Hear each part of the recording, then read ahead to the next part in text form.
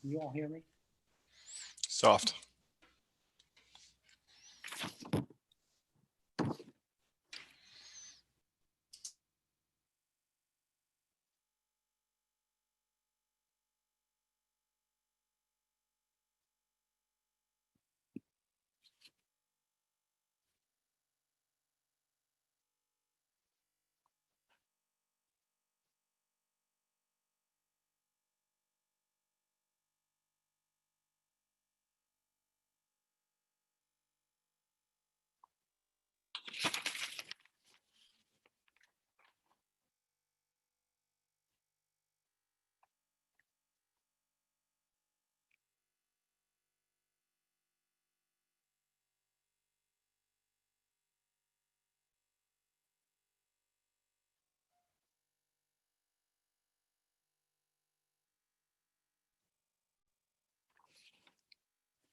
Welcome, everyone. I'm Mark Zuckerman, president of the Century Foundation. Thank you so much for joining us today. For those of you not familiar with TCF, we're a progressive, independent think tank that drives policy change to make people's lives better. We pursue economic, racial, and gender equity in education, healthcare, and work.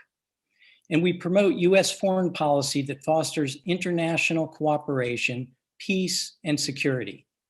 In recent years, our experts have focused on developing foreign policy that reconciles American values with its interests, that rebalances from militarism to diplomacy, and cares not just about the royal courts, but about real people's lives.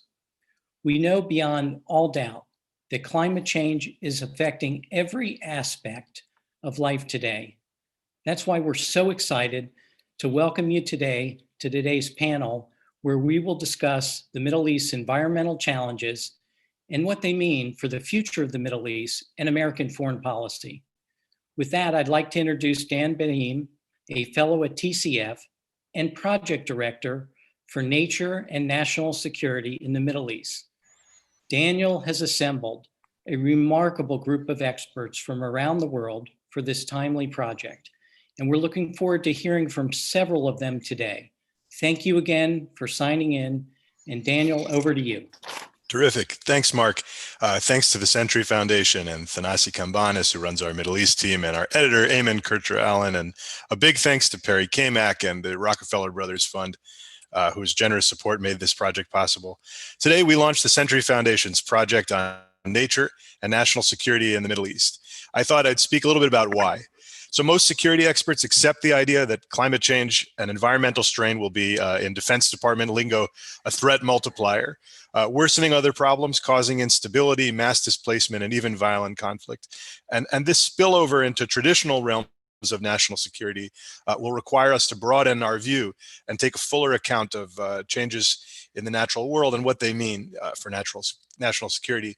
Now, where I saw a gap and a question to start to answer as someone more focused traditionally on the Middle East than on the environment is how that broadening would happen. What it would actually mean for the Middle East and what it would actually mean for America's foreign policy there.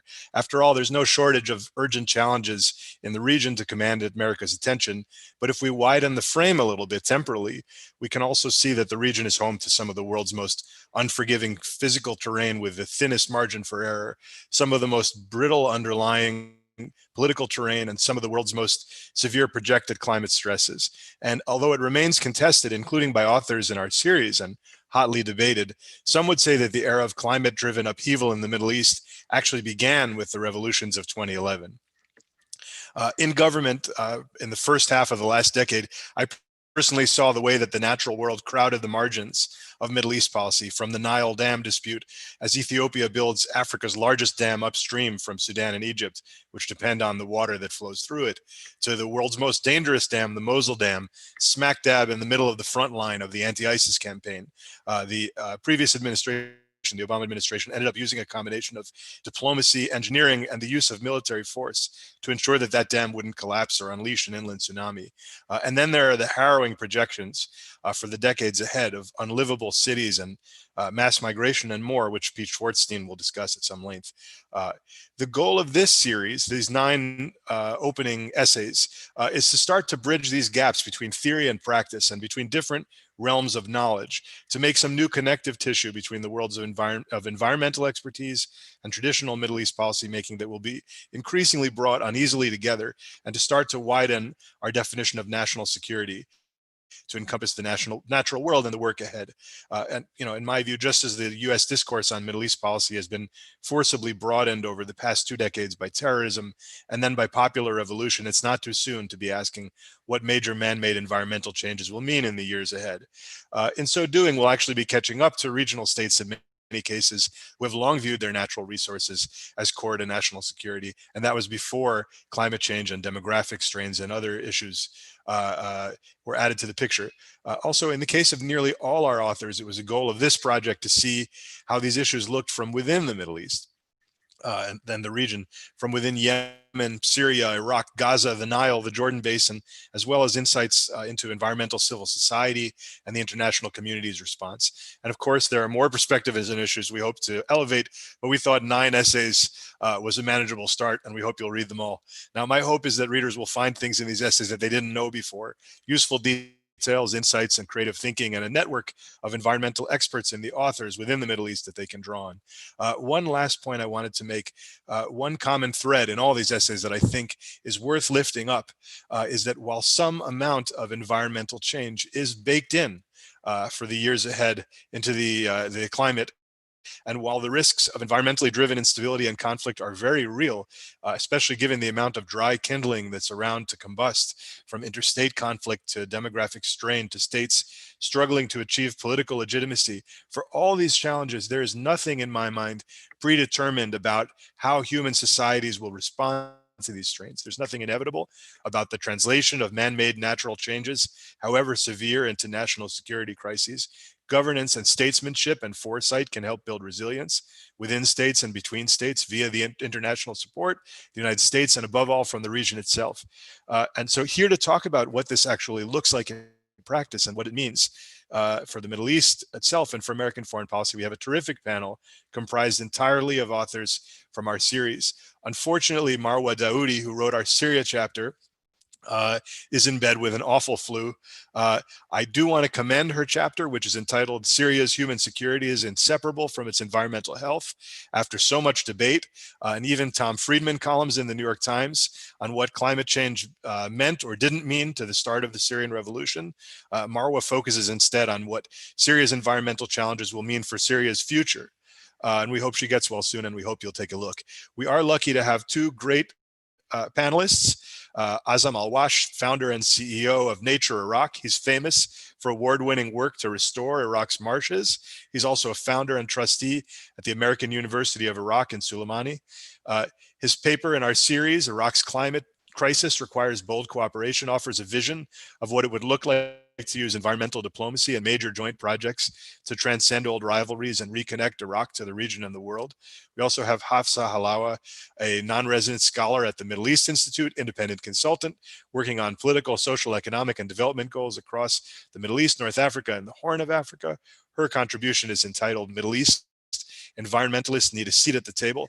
And finally, there's Pete Schwartzstein. He's an environmental journalist, prolific writer for National Geographic, Foreign Affairs, and elsewhere. His writings consistently tell me something I didn't already know. He's been a partner in this project and an author of the framing essay, Bringing the Natural World into U.S. Middle East Policy. It's the most U.S. focused essay in the series and a great jumping off point for what follows. Pete's also a non-resident fellow at the Center for Climate and Security, as well as a TED fellow. In Marwa's place, Pete will be something of a panelist moderator. Pete, I thought I'd ask you to start by sharing some of the thoughts on your own framing essay, and then turn to our terrific panelists to lead them in a moderated discussion before we go to Q&A. Pete, the floor is yours. Perfect. Thank you very much, Dan, for kickstarting this project. Thank you to Eamon, the project editor, without whom I'm not sure we would have got to the finishing line. And most particularly to the 13 other contributors in this series who put up with our hectoring and cajoling with tremendous patience. Dan has talked a little bit about the origins and rationale behind the project. And in this introductory framing essay that I wrote in partnership with him, we expand on much of that in trying to articulate sort of why the US ought to incorporate environmental considerations into its Middle East policy, and most particularly how it can go about that. Our contention is that if left unaddressed, environmental challenges will saddle the region with security struggles that will further complicate people's lives and challenges that will sort of stifle US policy. We argue that an expansion in American policymakers' focus to encompass and include environmental considerations would be good for the US, in that it would be sort of proactively engaging with a problem that it will soon have no choice but to factor into its calculations. So for once, could sort of get ahead of the groove instead of being kind of caught unawares. This would be good for the region in its sort of provision of assistance in an area in which it sort of desperately needs some help. And it could be good for both parties, and it might lead to sort of a less kind of hyper-militaristic approach in which sort of diplomacy comes first. Now, all of this paper, and indeed the entire project, is premised off two largely uncontroversial jumping off points. The first is that the region is up against a fearsome array of climate and sort of wider environmental woes. Its temperatures, which were fairly hostile to begin with in many places, are getting even hotter and for longer periods. That's affecting everything from crop yields in a region in which many are already food insecure, and even contributing to workplace deaths in many of the sort of hottest, most inhospitable parts of the region. The region's extreme weather events are getting more frequent and more pronounced. You've got more wildfires, more floods, more dust storms, more sandstorms, sort of more of everything and anything. Its water situation, which is perhaps the most sort of in-your-face manifestation of that kind of environmental toil, is bounding from bad to worse. Droughts have, of course, always been a fixture in the region. But they've never come as thick, as fast, as regularly as they are now, and coming just as demand surges. Perhaps the most jarring of statistics, one that sums up much of the problem, is that the region contains 6% of the world's people, but maybe less than 1.5% of its freshwater. And that volume is both shrinking and extremely unevenly distributed. And all of this comes at a time of rampant continuing state mismanagement, which is sort of dirtying much of what water there is, sullying the skies, and fueling the destruction of much of that sort of comparatively meager remaining greenery. This is, in short, a kind of a firestorm of environmental and climatic challenges that sort of even the most untroubled and best governed parts of the planet would struggle to cope with. The second premise is that environmental challenges are already contributing to instability across the region, and in the years to come, they will saddle these countries with sort of even greater difficulties than they're already experiencing.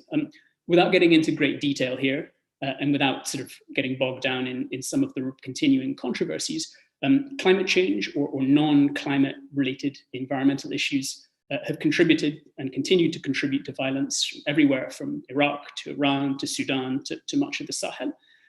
Above all, these sort of climate and wider environmental challenges are adding to states' inability to meet sort of public water and wastewater and food needs, just as sort of regional citizenries are already sort of furious with rulers who they often perceive to be corrupt and self-interested and incompetent.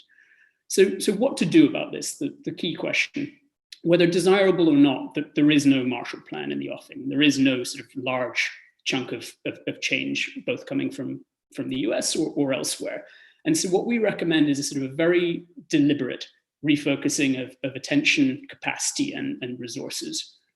Now, much of this isn't actually specific to the Middle East, because if the US is to speak credibly on this topic, it needs to get its own house in order first. That begins with rejoining the Paris Climate Accords. It will require considerable updates to the US's own intelligence and development and aid communities, many of which have been so hobbled in recent years that they're not as well placed as they need to be in addressing the challenges to come. And in a year in which the US has suffered more from kind of climate accelerated disasters than perhaps any year to date, Washington really ought to be conducting a sort of extremely wide-ranging review of its climate preparedness. And within the region, the US can help in both sort of rhetorical and practical terms by raising environmental issues up the agendas of high-level meetings and strategic dialogues. The US can sort of emphasize that environmental matters truly matter to sort of leaders back in Washington. Ultimately, of course, it's leaders within the Middle East who will have to do much of the heavy lifting in the years ahead. But Washington can create the sort of incentives and the challenges and sort of the conditions to sort of help in meeting those challenges. And more concretely, and I'm heavily simplifying here, please do read the essay, we suggest rolling out additional American technical expertise. The US is of course a world leader in the kind of sort of agricultural technology that many struggling farm communities desperately need as their water resources ebb and as their crops wither. For example, freely available NASA Landsat data is already sort of very much proving its value in identifying inefficient water use and sort of mapping land use patterns across the region. We also suggest a kind of a greater emphasis on American and European and kind of wider international community mediation in many of the sort of mushrooming and growing number of transboundary water disputes that are roiling much of the region, even if, I have to caveat this heavily, that the US's experience in trying to mediate the Nile dispute has been an extremely unhappy one so far. And we also suggest a number of ways in which the US can help regional states to sort of climate-proof their economies, even if that won't necessarily come with a sort of large allocation of funds from the US. As we know, this will require kind of tremendous local buy-in at absolutely every step of the way. Without that, these initiatives could and likely would just smack of yet another sort of external intervention and likely die an early death as a consequence.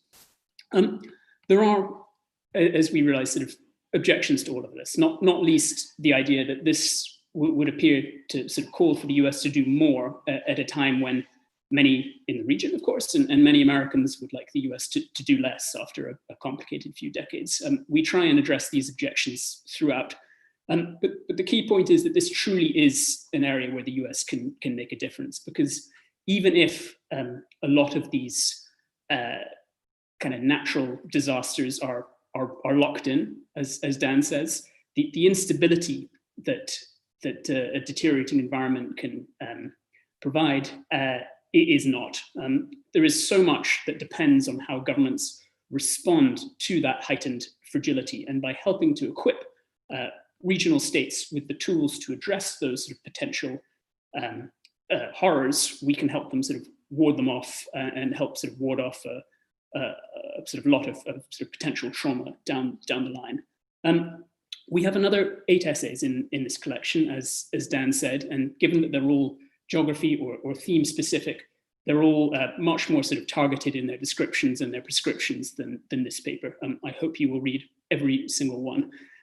However, just to give you a very quick taste of the 8 others, writing on Yemen, Helen Lackner and Abdurrahman al-Ariani spell out the ways in which the water crisis there contributed to the war in the first place. They also sort of stress the full gamut of climate and wider environmental woes that the country will face unless it receives considerable international assistance. Fouad Bateh and Rabi al-Sheikh look at the causes and the consequences of the water crisis in the Gaza Strip.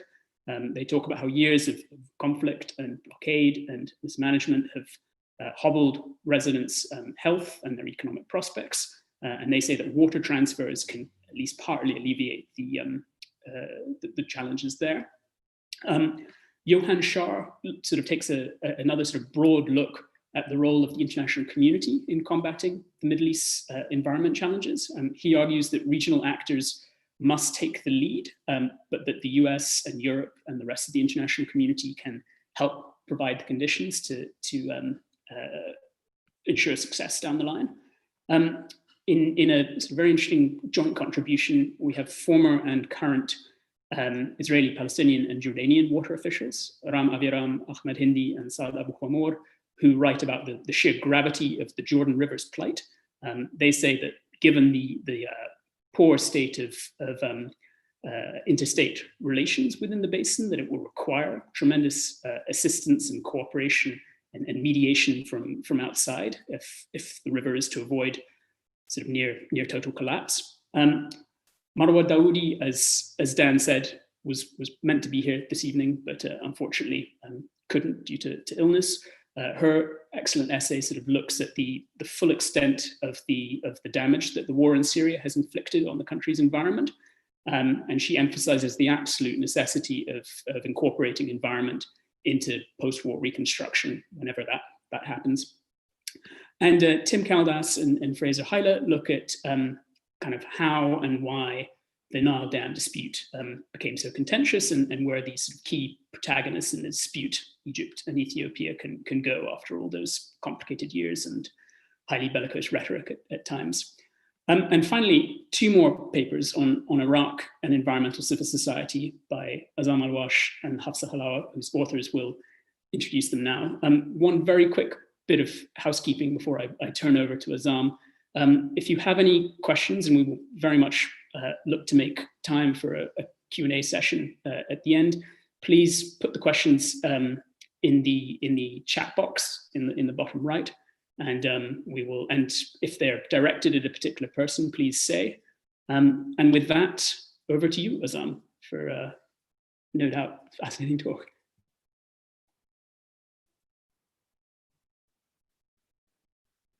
To unmute myself.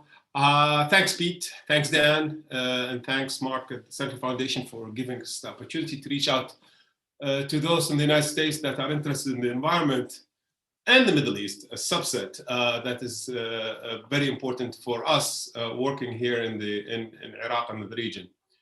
Today, there's 40 million people, 40 million Iraqis.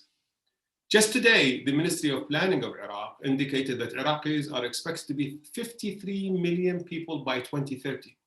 That's 10 years from now. And if the current rate continues, we may have 80 million people or 80 million Iraqis in 2050. At the same time, due to climate change, the world dependence on oil is going to be reduced. Therefore, the price of oil is going to drop. And Iraq's rentier state economy has been completely dependent on Iraqi oil income since the mid-50s, maybe even the late 40s. At the same time, more and more dams are being built upstream, and water available in 2030 and 2050 will probably be less than it is today. In fact, the Iraqi government, in a strategic study, SWILRI, Strategic Water and Land Resource for Iraq, predicted an 11.8 billion cubic meters shortage in 2035. That's an incredible number when you consider the fact that Iraq's eternal problem has been flood. In fact, not eternal problem.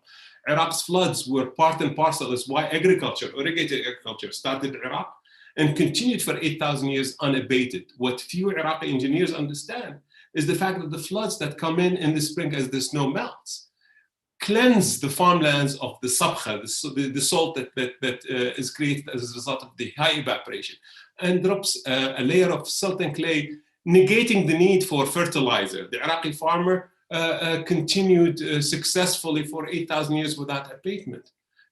The floods are no longer. Therefore, this renewal cycle, the sustainability is dropping. And as a result, the Iraqi farms productivity is decreasing and we're losing farms to salinization. Add to it, rising sea levels will probably mean that the Gulf will extend, or the salt wedge will extend into Shatt al-Arab. And some models show that, in fact, the marshes of Iraq may become saltwater if we don't do anything about it. And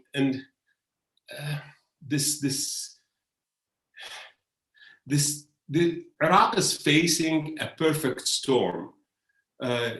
Increasing number of people, decreasing income, which means that we are facing a financial disaster. Just today, the Iraqi dinar exchange rate went from 1250 per dollar to 1,250 per dollar, 1,280 per dollar to 1,350. That's 8% in one day, and that's just a preview of what is going to happen.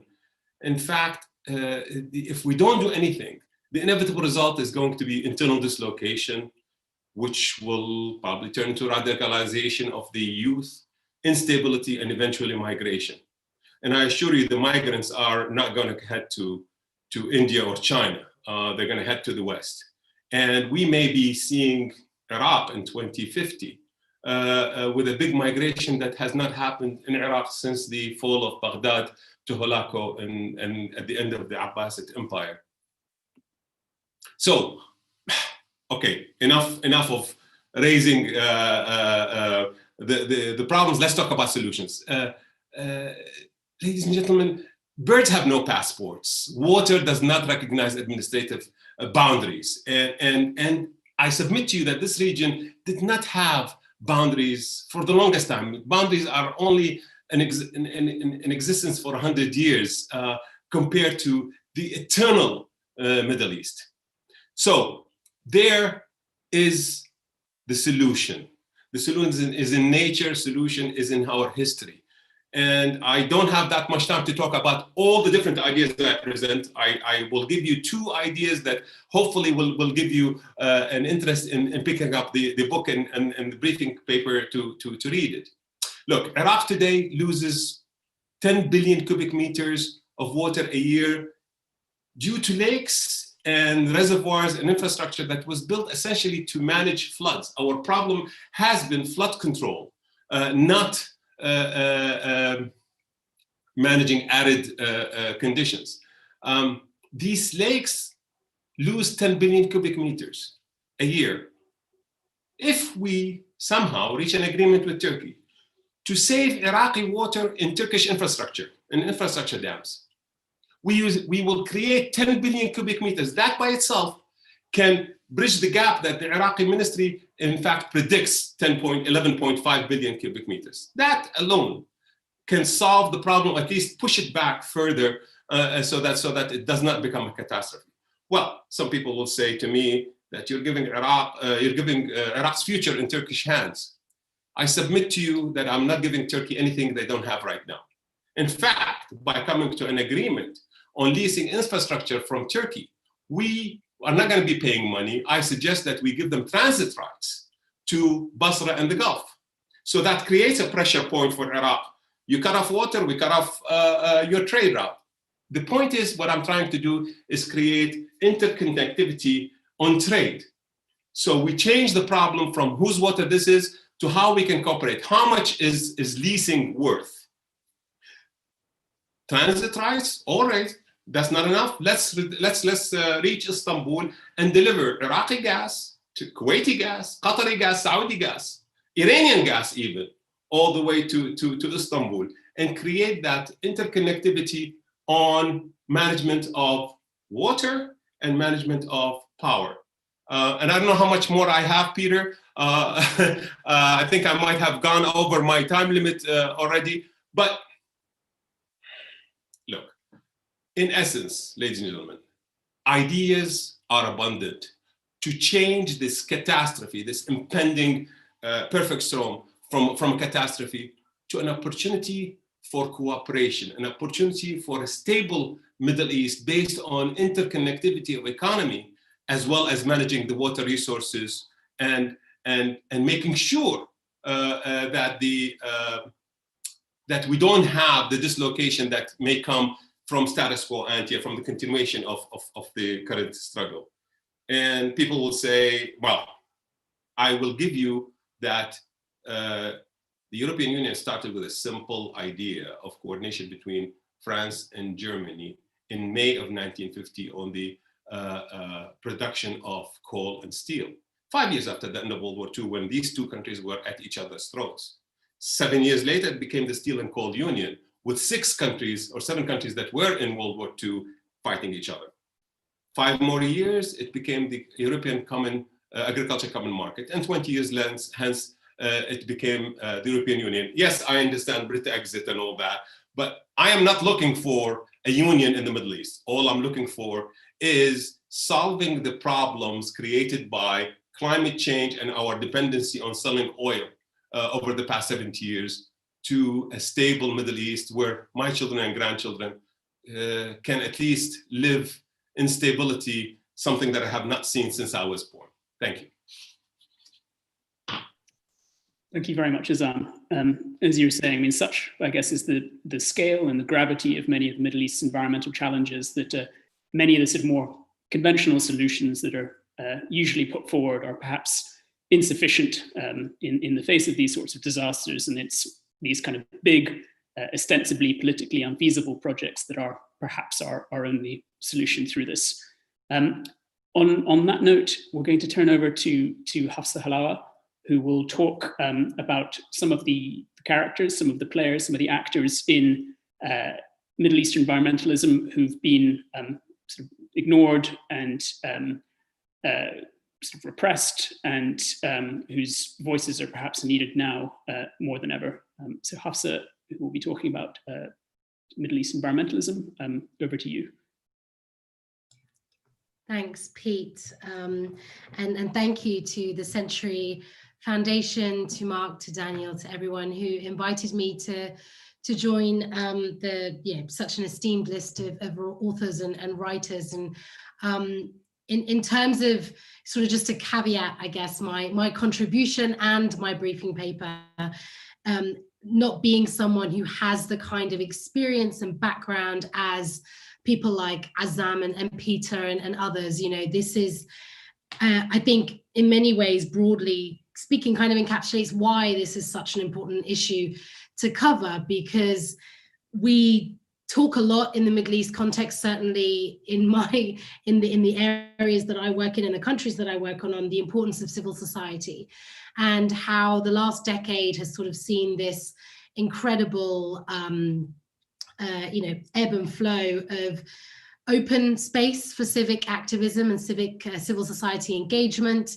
and then this almost complete closure, whether you're talking about conflict contexts or the sort of regression back into severe authoritarianism and increased authoritarianism that we're seeing in countries that haven't necessarily seen the kind of shakes that we saw almost 10 years ago, or exactly 10 years ago.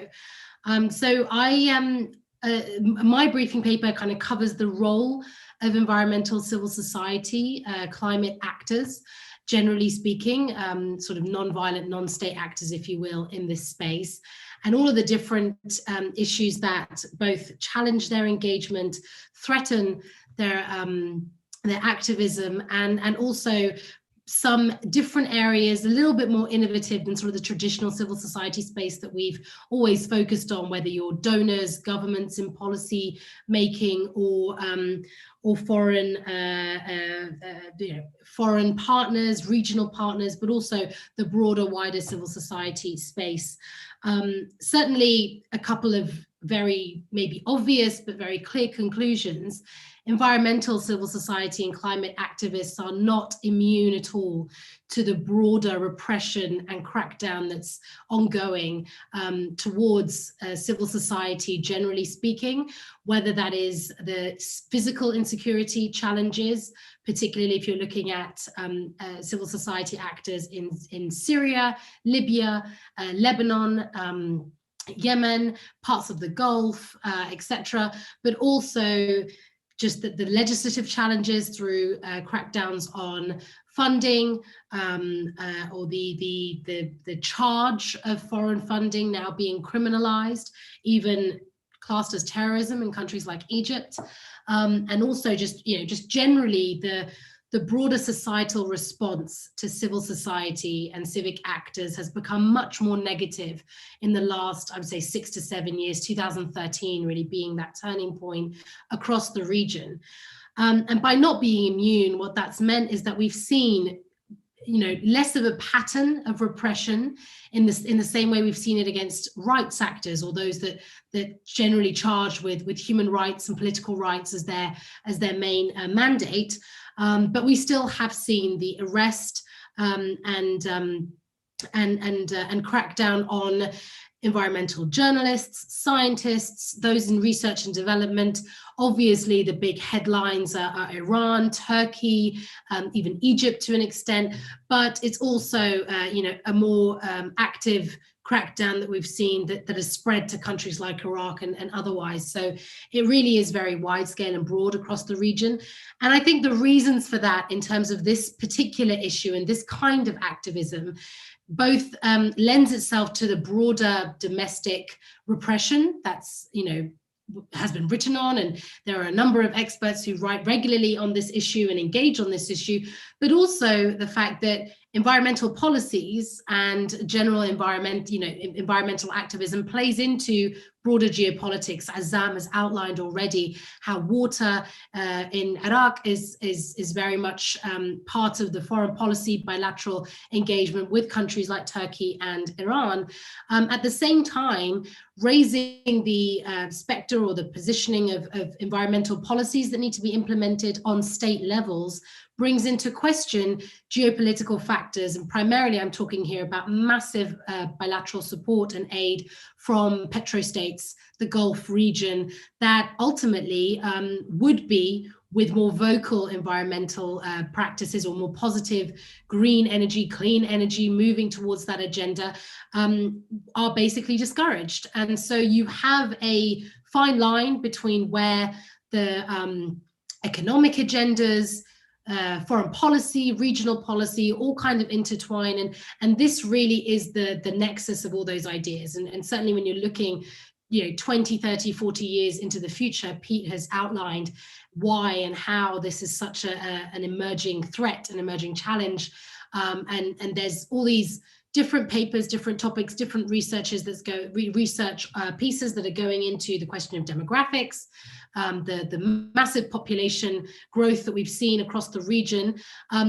Part of the solution to this, and part of the ways in which civil society growth, regardless of the crackdown, or in spite, I should say, of the crackdown, can continue, is that these demographics are producing incredibly young populations that are activated, young populations that are more conscious, more focused on not only sustainable practices, but also very local practices. There is this return almost, and whether that's as a result of increased authoritarianism and conflict in the region, or whether it's simply a byproduct of that, or a consequence of that, a non-direct and indirect consequence, I should say, is we're seeing this return to community. If you look at 2011 and where we were, the region was the big picture, Arab Spring, revolutions, however you want to look at it. And a lot of civil society, generally, the moving trend in 2011 was very interactive regional practices. It was very much about bringing together actors and activists from all these different countries to look at, a singular direction almost. What 2013 and onwards has shown is that regional doesn't exist in this scope, because national agendas and national contexts remain quite unique, but also that because of increased authoritarianism, because of the increased security threats, because of the lack of or the ability to move, to engage, freedom of movement is heavily curtailed, even if you are not a citizen of a conflict country. And so there has been a return to very local practices. That's a positive engagement for environmentalists who are able to work under the radar in a positive fashion on very local questions of waste management, less so water security, but waste management, pollutants, plastics, etc. So these smaller local drives tend to go largely unnoticed by broader security apparatuses. And just one more kind of positive that I would lean on that is that the environmental activism or climate action sector also sort of provides a hybrid nexus where very public funding, quasi-state support, and private sector engagement is sort of coming together, quite unregulated, quite organic. There is no emerging direction or trend for it, whether that is something that should be tackled in the future, I'm not necessarily decided upon, but ultimately you are seeing all these different power centers engage on this issue, and primarily in support of environmental policies that should help the region. So apologies, I'll stop there, Pete, and thank you very much. Excellent, thank you for that great talk, Hafsa. I'm going to throw one or two questions at Hafsa and Azam while we wait for a few additional questions to come in through the question and answer box. Azam, a question for you, one that I was pondering about, and one that Mohammed in the Q&A box has also thrown in there. I mean, your report and much of your work in general sort of emphasizes the importance of these big cross-border solutions. These are the sorts of things that often seem to get you in considerable trouble and mean that I get sort of slightly anguished messages whenever you're appearing on a panel that I'm involved with. However, you're calling for big cross-border initiatives and solutions at a time when cross-border cooperation is perhaps more limited than it has been at any point in recent memory. Do you see any sort of flickers of hope to grab onto, or any signs of I don't know, the beginnings of any signs of potential kind of regional environmental cooperation? Look, I am glad to report to you that the president of Iraq, Dr. Barham Saleh, and the prime minister of Iraq, Mustafa al-Kadhimi, are very much, something is happening here to my computer, sorry, are very much in tune with the ideas I'm presenting, and they are, okay, so there's no substitute for telling the truth. Look, the ideas in principle are acceptable. Even the Turks that I have talked to basically said to me that if an Iraqi official comes to the table with any one of these ideas, we will have an agreement. A couple of years ago, I think, was it on 3rd of January, Dr. Barham Saleh in 2019, Dr. Barham Saleh visited Ankara, and Recep Erdogan said, I don't want to hear about the water file anymore, and they have prepared themselves for negotiations. Yet, however, for the last 2 years, nothing has really happened. What's the problem? I submit to you and to your listeners that it is not in Iran's best interest to create a rapprochement or to allow for a rapprochement between Iraq and Turkey at this point in time. I see no other real reason, except maybe some people who say that we may be giving away Iraq's national rights for this water, or international rights for this water, and I submit to them that I am not giving Turkey anything they don't have right now. Turkey does have control over the majority of the headwaters of Iraq's water. And if they want to cut off water, they can do it right now willingly, but they're not doing it. Anyway, I don't want to get into too much details. The ideas and principles are accepted. What needs to happen is the geopolitical conditions in this region need to change a little bit. Right now, Iran is being isolated, of course, under the sanctions, and we await a different atmosphere geopolitically to get the initial agreement in principle on the table and negotiated, and hopefully we'll reach an agreement. Thank you. And for Hafsa, I mean, despite the crackdown, the sort of increasing crackdown that we've seen on the environmental scene in various parts of the Middle East and North Africa in recent years, it remains, compared to sort of many other parts of regional civil society, somewhat more free. And given that the environment is an issue of tremendous importance and increasingly of tremendous pain for so much of the region, could you see any circumstances in which environmentalism could be a kind of a conduit to kind of improvements in not so much democracy, but in kind of sort of building back better in sort of different parts of society? Like, can this be a sort of a stepping stone to sort of nation building in a way that the region so desperately needs in many places? Thank you very much. And I appreciate the quite challenging question. I think, I don't know if I have a definitive answer for you, and probably one that a number of people would disagree with.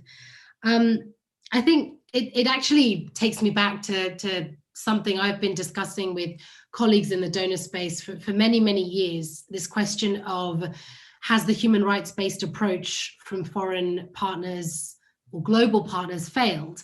And if so, is there space to launch a climate rights-based agenda in order to effectively use climate not only to support environmental civil society actors that need increased attention, but also as an entry point whether you're talking about gender rights in terms of access and so forth, or whether you're talking about, fundamentally changing the conversation that climate rights are fundamental freedoms, fundamental human rights, and that access and that discussion needs to be encouraged. And I think that's a very, it's a lively debate. It continues to be a debate.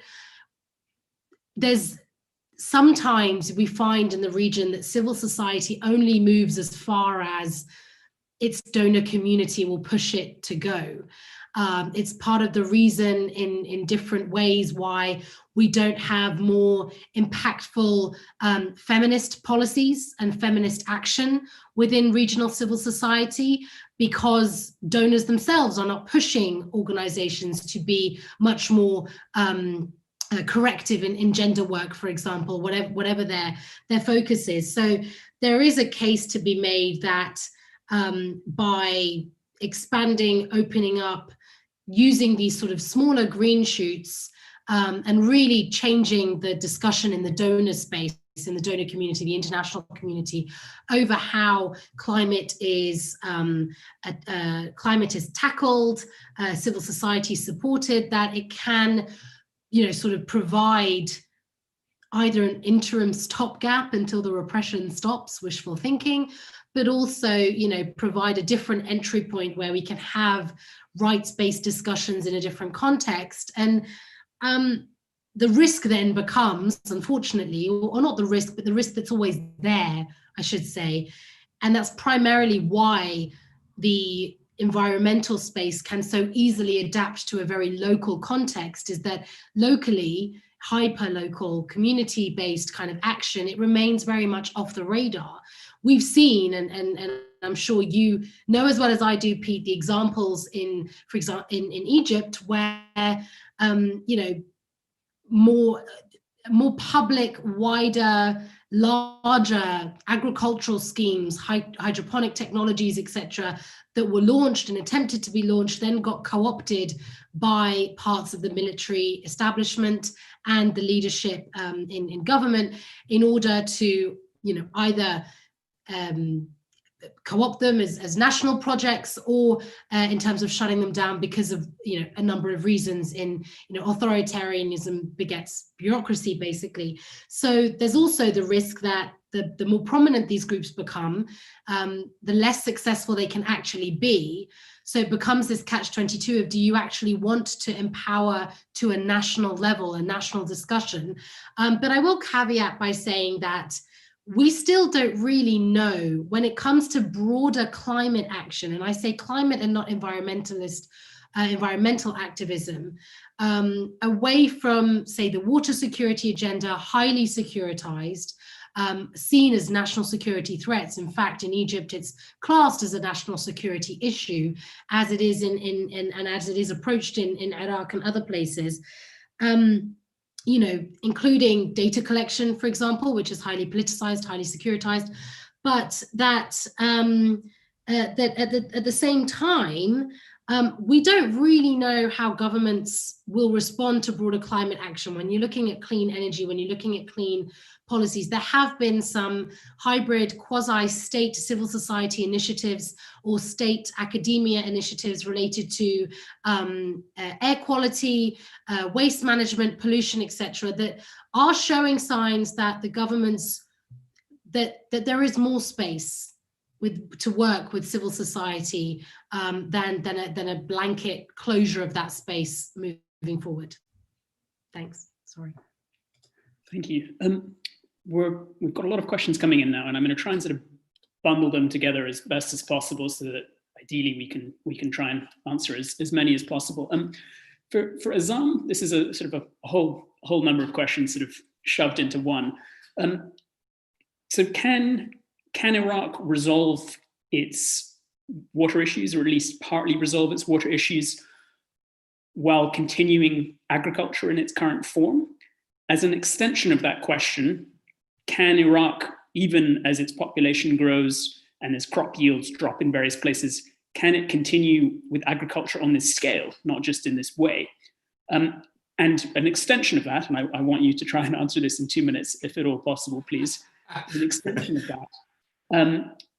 all of this sort of transitioning away from kind of agriculture in its current form is tremendously costly. Climate proofing an economy is difficult in sort of the kind of best governed and sort of easiest of circumstances, let alone in places dealing with financial crises and conflict. How, if at all, can you do this, given that funding is likely to remain in short supply for quite some time, at least? Boy, 2 minutes? No, I need about 2 days to answer that. But okay, quickly. Iraq wastes a lot of water. Iraqi agriculture uses 92% of the water. That was never a problem. Now it's a problem. So obviously, one of the major solutions, one of the major impacts is going to be implementing some of the projects that have been identified by the Strategic Water and Land Resources Initiative of the Ministry of Water Resources. As you point out, the government is bankrupt. They cannot really implement any of these projects, not anytime soon. And as such, in my opinion, a simple change in subsidy regime for the Iraqi government will result in a lot of substantial savings. Right now, Iraq pays 700,000 Iraqi dinars, that's about $600, $500 per ton for Iraqi wheat.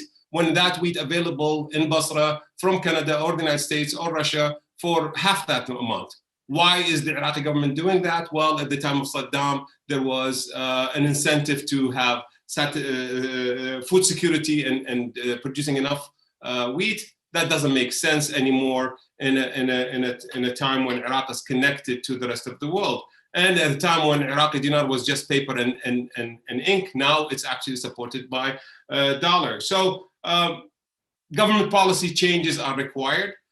There has to be a modernization of irrigation, but there is nothing more substantial in saving 10 billion cubic meters than coming to an agreement with Turkey on the storage of water. That is a simple solution that will result in a big, huge space for the government to breathe and avoid catastrophe or water bankruptcy. There is also groundwater potential usage. And what I'm advocating right now is hydroponic or hydrotonic agricultural method. These are actually very expensive and will require a lot of time, but I would change the government subsidy from subsidizing production to subsidizing the production method. So instead of supporting the farmer by paying high prices for wheat, support the farmer by converting or by helping him or her change the irrigation method to a modern irrigation. There's also other projects such as maybe using wastewater from sewage treatment plants that are not operating. We can use natural systems to treat the sewage and clean it so that it's good enough to use as irrigation for produce. Iraq can become the breadbasket for this region if the water is managed properly. Recall that we have 11 months of growing season in Iraq. The reason why agriculture started in Iraq is because we have 11 months of growing seasons, plenty of water, plenty of renewable soils. And so the elements are still there. Nature is still there. It hasn't changed. Thank you, Azam. A question that's kind of open for any of us, perhaps, but perhaps Hafsa can give it a first stab. The League of Arab States has, I don't think it's unfair to say, become something of a punchline, and this is perhaps truer in no field more than the environment and natural resources. In a number of other parts of the world, notably East and West Africa, organizations like IGAD and ECOWAS have been real sort of leaders in sort of transboundary and sort of transborder cooperation. A question from Fuad, our colleague in this project. Why do you feel that sort of the Arab League, this regional body, hasn't been able to fulfill a similar role in the Middle East? And if one assumes that it will continue in its sort of current state, could you see the emergence of a kind of alternative kind of body? Oh gosh, if you know, as a joke, I mean, if it implies taking power away from Cairo, no. I could never see something like that emerging. But somebody a long time ago once sort of remarked in an EU MENA meeting that, you know, the EU's success was that it had been built on an economic project, and the Arab League's failure was that it was built on a political project or idea. And you know, think of that what you will. But you know, it's interesting, depending on who you talk to, the League of Arab States, you know, certainly if you're looking at civil society, if you're looking at any kind of protection of human rights, democracy, you know, we laugh at the Arab League Human Rights Committee and so on. But and on transboundary, you're right, they haven't been able to negotiate, and yet everyone still flocks to them. The Nile, you know, the Nile has its own department in the League of Arab States. Foreign funding, foreign engagement, for international water experts still engage heavily with the League of Arab States. I'm not quite sure. I think part of the problem is that the region itself is so fractured, and we're in a changing region in terms of broader geopolitics anyways. I mean, the shift from, you know, the traditional centers of power being Cairo, Baghdad, and you know, and so on, to the Gulf, and how the Gulf has emerged as this leading, the Gulf being, you know, Saudi Arabia, UAE, and Qatar on opposing sides, heavily influences now how any policy is made and how any policy is moved domestically, nationally, in the countries, and then regionally. And not to say that the Gulf crisis is the reason that we can't have any kind of regional harmony, but as I mentioned in my briefing paper, Gulf funding on a national state level is a massive reason why that there's not movement on a number of issues, whether as has been suggested from Fuad, you know, whether you look at building bodies that excludes those partners, I'm not quite sure that would work. I mean, you look at where things are going, the Red Sea Forum, the East Med Gas Forum, it's all energy related and not in a positive way. If you're looking at climate and environmental, it's very much with the immediate economic concerns and challenges across the region in mind. So I think part of the reason remains that this is a very reactionary leadership across the region, and we are not supported by the fact that foreign policy remains largely reactionary. There is little, whether you're in Brussels, in member state capitals, or in Washington, DC, since 2011, that has been forward-thinking policy and really long-term policy, and that neither acts as an incentive nor does it act to help the region's actors also think more long-term. So my answer would be no. I'm not sure, but thank you. We are running out of time, but I think we've got a question for sort of time for a last question or two. Something that I want to ask Azam, because it's the sort of thing that comes up often, both in discussions when you're involved and often when you're not, and that's the marshes. You're best known, of course, for your work in sort of restoring or partially restoring the marshes. And for those of you who don't know, the marshes are kind of some of the largest wetlands in the Middle East. And after the 2003 US-led invasion of Iraq, Azam was sort of instrumental in breaking the dikes that Saddam Hussein had constructed in a deliberate bid to dry out this area and flush out their inhabitants. And yet, this sort of marsh restoration project that for so long was seen as sort of an illustration of kind of the best of environmental success stories is increasingly looking sort of like a little bit less of a success story.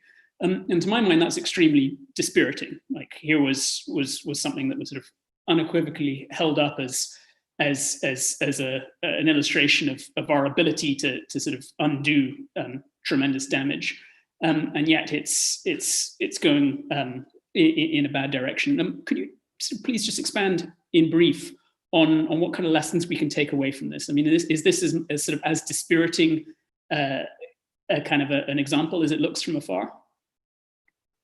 in brief, please. Sorry, I went on too long there. Mute myself. Listen, the only constant in nature is change.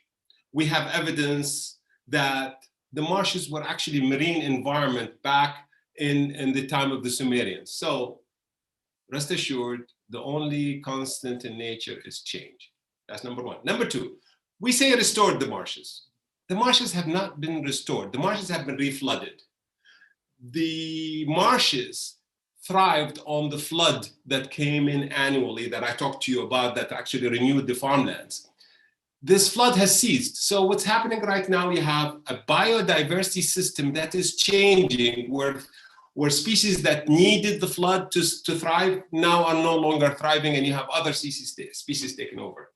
That said, what took me to water management issues back in 2003 is when I realized that in fact, all you have to do for nature to heal herself is for mankind to step aside, let water flow, and she will heal herself. All we need to do is that. It does not require PhD in biodiversity or anything like that. But what we need to do is provide for her the elements of life, and that's water. And so I moved to start looking at the overall picture once I realized that the marshes needed us to work together to provide for her enough water to survive, at least until the dams are filled with the soil from the mountains of Kurdistan. Look, Iraq's southern plain is a sedimentary plain. The word sedimentary means soil that transported from one place to another by water and sedimented. Well, look at the map.